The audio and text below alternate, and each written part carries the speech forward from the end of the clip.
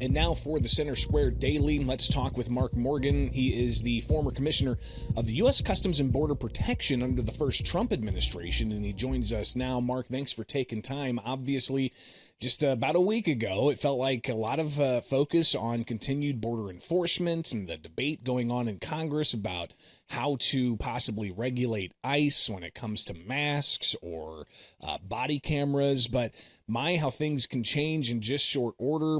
Now we've got the ongoing conflict with Iran and the local public safety impacts of that. Thanks for taking time with us.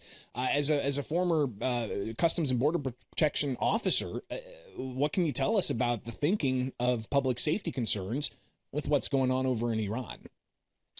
Well, let's be clear. We've been saying this since day one. If you look back historically, whether it's a Democratic or a Republican administration, what's so frustrating with me, we've generally agreed upon the fact that border security is synonymous with national security, right? This isn't overly complicated. This is really about common sense and logic and reality, and that we have to know who and what is coming across our borders. And if we don't, that jeopardizes our national security. And look, I don't want to play politics here, but if you look at just the past, 4 years of the Biden administration and the 12 to 14 million illegal aliens that were allowed in this country, vast majority of them unchecked, unvetted, meaning we had no idea what their backgrounds were or what their allegiance was. Common sense will tell you that poses a national security threat. We reported countless times during that past 4 years about the illegal aliens that come from countries that we know sponsor, harbor, and facilitate terrorism. And wait for it, countries like Lebanon and Iran. I mean, it's just ridiculous to me that we're still having this conversation. And I've been saying for a very long time, it's not if or when a terrorism threat has come across our borders. To me, it's already here.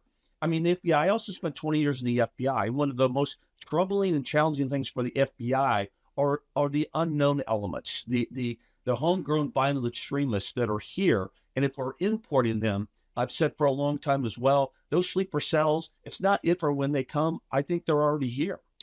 And I think that's something that we should probably continue to elevate, because while the Trump administration 2.0, you were part of Trump administration 1.0, but this new Trump administration really did clamp down on the border. Even as early as Monday, he's again talking about how the border is completely secure. But that doesn't negate the past 4 years under the Biden administration. How pervasive was it when you were with the first Trump administration, when you would see red flags raised of, well, we've got somebody that's suspected to be from a terrorist organization who crossed the border illegally? How prevalent was that? Well, first of all, let's just look at the numbers. And right, this is a numbers game. And again, I'll go back to common sense. If you're able to reduce the flow of illegal migration, then you're obviously going to reduce the flow of those threats coming in.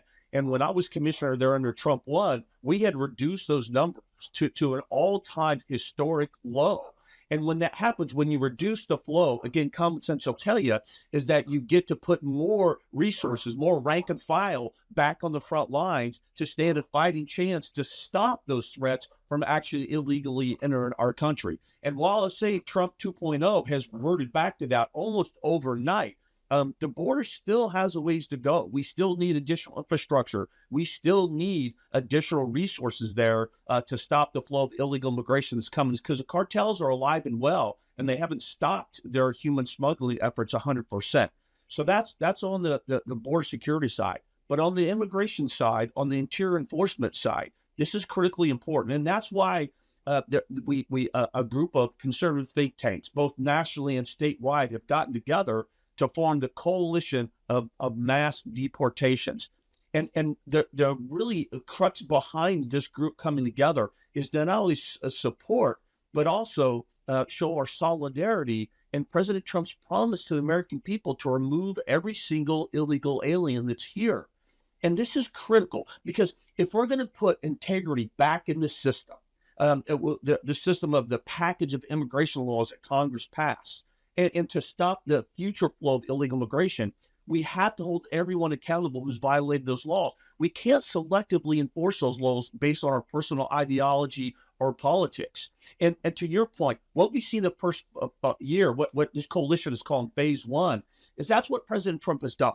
he's really focused the majority of efforts on those illegal aliens that have committed additional crimes and the national security threat. And look, there's no doubt that our country is safer because of it. But we still have a long ways to go. And ultimately, not only do we need to continue to prioritize going after the worst of national security threats, but to be fully successful, we've got to expand beyond just that subset, what we're calling phase two. We need to go after the 1.5 million illegal aliens that have an order of removal from a judge, or the hundreds of thousands of visa overstays, or the 2 million gotaways that Biden let in that avoided our system completely that we know nothing about. And we have to go after American employers who knowingly and willingly are hiring illegal aliens. That's the only way that we're going to be able to send a message to the entire world that illegal immigration is not going to be tolerated. And so until we do both that, secure the border and enforce the laws of those who are in the country illegally, we're never going to be fully successful. We're talking with Mark Morgan. He is the former commissioner for U.S. Customs and Border Protection under the first Trump administration. And obviously a lot of focus is on border protection, especially with what's going on in Iran. How important does what happened in Iran over the weekend increase the importance of local law enforcement in states like California, New York, Illinois, Minnesota? Does what's going on overseas increase the importance of these local law enforcement organizations to cooperate with federal authorities, unlike what we've seen since Trump took office? Yeah, absolutely. We've seen this since day one. And the one thing, if we've learned anything from 9/11, which unfortunately I have to say a lot of people have forgotten about how we got to 9/11. And part of the issues with 9/11, if you look at the 9/11, you study the commission report, was just to your point. Your point is spot on. There was a lack of coordination across all U.S. governments, from state, local, and federal agencies. There was a lack of sharing information between those agencies. That's why the FBI's Joint Terrorism Task Force, that's how it began. Every single one of the 56 FBI offices has their own independent Joint Terrorism Task Force, of which, who belongs to that? Every state and local agency and other federal agency you can imagine, as it should be. For us to be totally successful from a law enforcement community, both state, local, feds, across the board, we have to come together and work the threats from a whole of government approach. That's why I truly believe we've been so successful on the terrorism front. And that's why we have to continue to do this, including on the illegal alien side. Again, we've let countless, and there's so many we don't know, individuals into our country illegally, again, that come from countries that we know sponsor, harbor, and facilitate terrorism. So if we're not cooperating from every law enforcement agency throughout the United States with regards to those that are in a country illegally that come from countries like that, then we're not doing our job to the American people. Mark, as we talk, we're still in a partial government shutdown, right? You got TSA, you've got Secret Service, you've got the Coast Guard not getting paychecks with the increased efforts of public safety, considering what's going on overseas. But it looks like Democrats still insistent on bringing about certain types of regulations for border protection and immigration and customs enforcement. How realistic, as somebody who comes from the law enforcement space, how realistic are those concerns and those demands, and do you see them getting any wins out of Republicans in Congress? Well, the things that they're focused on, I hope not. Look, we could always, here's something that should not be negotiable. We should not negotiate on enforcing the laws that Congress passed.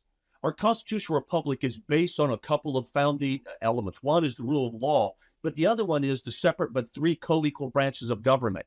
And if the laws passed by one branch, the legislative branch, if those laws can be selectively enforced and looked at as nothing more than a mere guideline by the executive branch, then we're not serving our constitutional republic. We're actually giving more power to one branch than the other. That was not the founding principles of our founding document. That's number one. Number two is that we can have an intellectual discussion on how we enforce the laws, right? Not whether we're going to enforce them or not. That's the crux of the Democratic platform. They don't want to have honest discussions about how we can get better enforcing the laws. They want us to not enforce the laws. I mean, the recent polls, and look, I take polls, with a grain of salt, a lot of them, but we've got polls where it just asks basic questions like, should you remove an illegal alien that has committed additional crime? And we still have a significant portion of Democrats that say no. We've got Democrats that part of what they're saying is to abolish ICE or to put operational curtails on ICE as a whole as an organization. Those things we just cannot do. We cannot have Congress dictate how components are going to operationalize enforcing the law. It's something as simple as a mask. Look, I don't like the look of masks. I don't like that. I don't think the average American, regardless of your politics, actually likes that look. But here's why it's necessary. Because we have individuals out there that are doxing these agents. They're putting their home addresses online that are attacking these agents. I mean, assaults on the ICE agents have increased by 3,000%. That just cannot be tolerated. So I think right now what they're focusing on, it's not legitimate. And we need to get back to funding DHS and really addressing these threats that we're talking about right now. Mark Morgan, former commissioner of U.S. Customs and Border Protection under the first Trump administration. Greatly appreciate you taking the time. We'll have to connect again soon on these issues for the Center Square Daily.